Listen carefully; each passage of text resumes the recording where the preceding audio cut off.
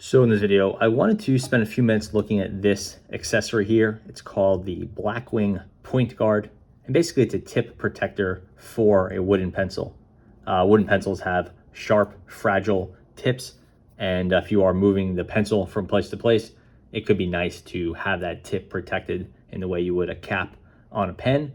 Very few wooden pencils come with tip protectors or caps. Tombow has a few, whatever, but most of them don't have anything. So you may want to buy an accessory like this to protect yourself from the tip of the pencil, protect your laptop, stop the piece of lead from breaking off in your bag and getting everything all dirty, that sort of thing. This is just a very simple little accessory from Blackwing. They've sort of embraced that whole analog lifestyle thing. So they have sharpeners and notebooks and erasers and all sorts of things now. And one of their products is this tip protector. I've had this point guard for a few months now. I don't know, 6-8 months, who knows, but sometime now.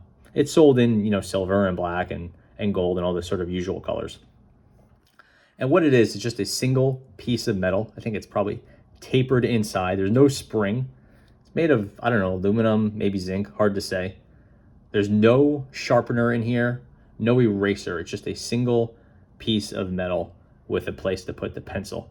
And it's, I would not call it universal, but it's nearly universal. So it'll fit on most pencils, but not all pencils.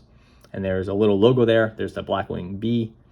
And then that's kind of all there is to it. It's maybe a little bit over, about 2 inches long,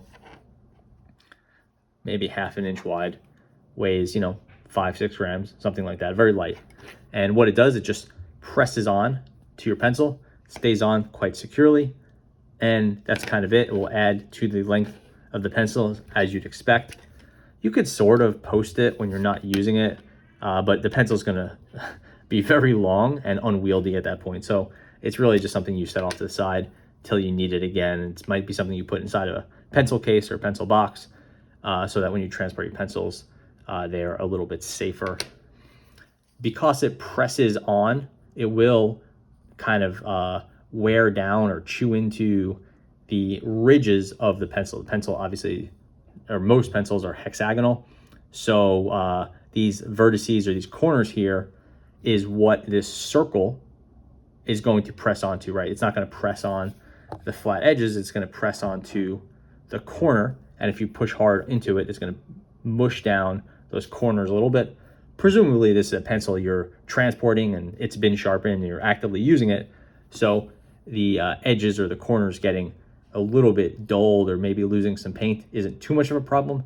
But if you're super particular about your pencils, pressing a piece of metal into the soft wood isn't going to be ideal.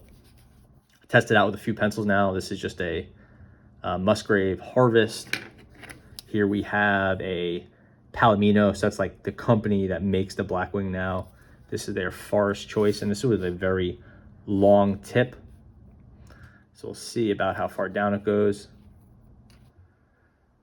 So pretty far down, stays on nicely. The tip is protected, even extreme tip, and barely any impact there. This is probably maybe a slightly harder wood. It has more rounded corners, so the impact of this pushing this on is going to be limited relative to something with sharper corners. Here's another Blackwing. This is unsharpened. Goes on nicely, not very far. There's not a whole lot of tolerance between this shape and the sort of pencil size. So here is a wider pencil. This is a Stadler Triplus Jumbo, a very large pencil. Doesn't fit, not even close. And here we have this is a Caran d'Ache Swiss wood. This is a larger than average pencil, but not giant. It's like 8 millimeters or something, and you can see it just barely fits over there. And you could see it put a pretty good size dent into that wood there, because this is an oversized pencil, again slightly larger than normal, and this is made for a standard pencil. Like this is made for like I forget the exact measurements, you can check them out on unsharpen.com, but a standard pencil width might be 7.7 millimeters, and this thing's made for and this thing is like 8 millimeters. So this thing is just a little bit too small for a slightly above average pencil. Tried out with a Tombow Mono 100, so another premium pencil. No problems there.